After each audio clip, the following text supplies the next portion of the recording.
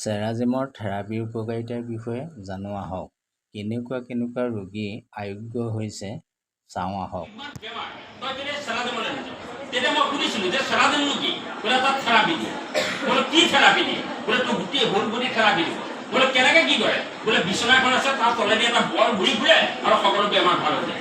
মই তেতিয়া তাইক ক'লো তোৰ মোৰটো গৰম নি? পৃথিৱীত কি এনেকুৱা বস্তু আছে যে বল এটা ঘূৰি ফুৰিলে মানুহৰ স্বাস্থ্যটো ভাল হৈ যাব? তেতিয়া ক'লে বোলে মই তোক বুজাব পৰা নাই, তই নিজেই এদিন কৰিছে। আৰু হয়, তাই কোৱাৰ পিছত মই অহা নাছিলোঁ, কিন্তু যিদিনাখন মোৰ বেছি অশান্তি লাগিছে সেইদিনাখন ঘৰত কাকো একো নকৰোঁ। নকৈ পেলাই ৰাতিপুৱা 5 বজাত ঘৰৰ পৰা ওলাই আহিছোঁ। ওলাই আহি দেখিলোঁ হয় ইয়াত বহুত দীঘলীয়া এটা লাইন, আৰু তাত সুধিছিলোঁ এজন ব্যক্তি যে চেৰাজিম যে ক'ত? তেতিয়া ক'লে যে এইয়াই।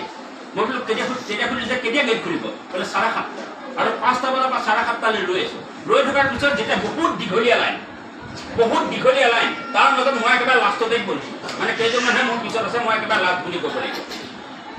এদিন সেই দিনটোতে এজন ব্যক্তি বাইকৰ পৰা নামি আহিছে। নামি অহাৰ পিছত তেখেতে এখন ৱাকাৰ লৈ আহিছে। এডাল ৱাকাৰ লৈ খোজকাঢ়ি আহিছে। মই তেতিয়া আকৌ মনত অনুমান কৰিলোঁ, আৰে মোৰ বেমাৰটো সৰুৱে স্পঞ্জলাই 9 বছৰ ডাক্তৰৰ ওচৰত কিমান পইচা দিছে? 9 বছৰত দিছে নে নাই? আগত গ'ল থেৰাপি লোৱাৰ পিছত পইচা দিছে নে নাই দিয়া? 1 টকাও দিয়া নাই। মন কৰক, 9 বছৰে 10 টকা ডাক্তৰৰ ওচৰত দিয়াও নাই আৰু ডাক্তৰৰ দৰৱ এটাও খাই পোৱা নাই। মন কৰক, আৰু সেই দৰৱ নোখোৱাৰ কাৰণেহে তেখেত আজি ইমান বছৰে জীয়াই থাকিব পাৰিছে। আইতাই 100 বছৰ পাব নাপাব কৈ দিয়ক। মই কৈছোঁ 100% গেৰাণ্টি। তেখেতে যদি কণ্টিনিউ থেৰাপি লৈ থাকে নাই 100 বছৰ পাৰ হৈ যাব। এইবিলাকে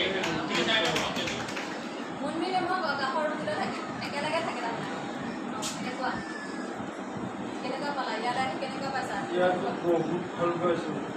এতিয়া যিকোনো আপোনাকে মই কিন্তু আহিব পাৰিছোঁ। আগতে কথাটো ইমান কথা ক'লেও মানে কিছুমান ক'লে সকলোৱে বুজি নাপায়। এতিয়া যিকোনো বুজি পাইছে, ফাটি আছে বাৰু তেওঁ ভিডিঅ' অকণ বুজি পাইছে, আগতে অকণো বুজি নাপায়।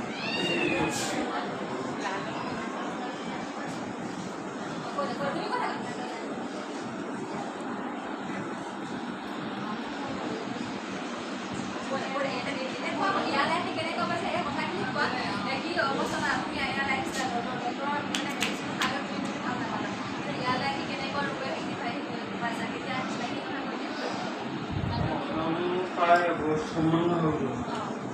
এবছৰ এতিয়া হৈ দুদিনমান সেয়ে গ'ল। কণ্টিনিউ কৰি আছোঁ। কাৰণে মই এতিয়া মই ভাল বুলি ক'ম, আৰু মোৰ ওপৰত বেছি অৱগত কৰি মই কাজিয়ালৈ কৰিম।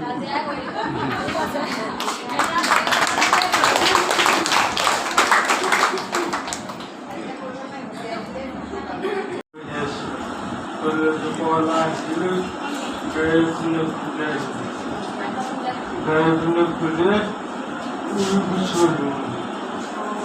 বহুত প্ৰায় 2 মাহ হ'ব।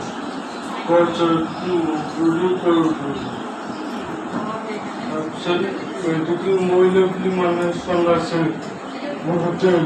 তাতে এজন ল'ৰা লুটে চালে যোৱাবাৰ পানী চৰিলে পানী আনিলে। তাৰপৰা সেইদিনা পানী অনাৰ পিছত মোক গাড়ীত পঞ্চায়ত মাতিলে। পঞ্চায়ত মাতি ভিতৰত সোমালে।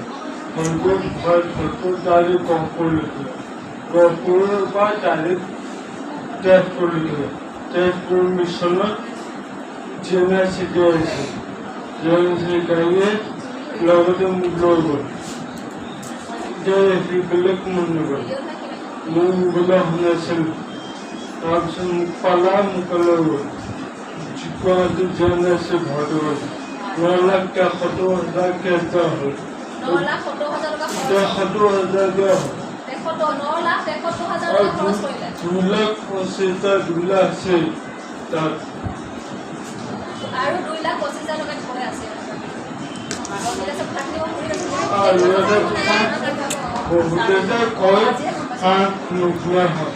সেইটো মিছা কথা মই তেওঁলোকে 500 ওপৰত হ'ল পৰা মই কণ্টিনিউ কৰিয়ে আছোঁ এনেকুৱা এটা অৱস্থাত আহিছিল পৰি মেমে সেইটো নহ'ল বাবা তাৰপিছত দেখিছে গোটেই চাউল পকে চবেই মুখটোকে চবেই আহি গৈছে হয় কৰিছিলোঁ কি তেতিয়া তাৰপিছত ভাবি ল'লেও মোক ভাল হ'ল তুমি ডক্টৰ যেতিয়া মেডিকেলত দেখাইছিলা মেডিকেলত দেখাওঁতে কিমান দিন মেডিকেলত কিমান দিন আছিলা 3 মাহ হ'ল 3 মাহ 8 দিন থকাৰ পিছত কেনেকুৱা পালাগে কথাখিনি না মই ভাল পোৱা নাই তাৰপিছত মই থাৰ্পি লিখিলোঁ থাৰ্পি ডক্টৰ দেখাইছিল 9 কৰিলোঁ তাতো ভাল নাপালোঁ তাৰপিছত ইয়াত দিলোঁ খবৰ দিলোঁ মোক পাওঁ মানুহজনে কৈছিল মানুহজনীয়ে তেনেকুৱা মানে চাকৰি কৰা মানুহজনী ভালেও তাৰপৰা আমাৰ তাত বেয়া এখন আছিল বেলা আছিল মানুহজন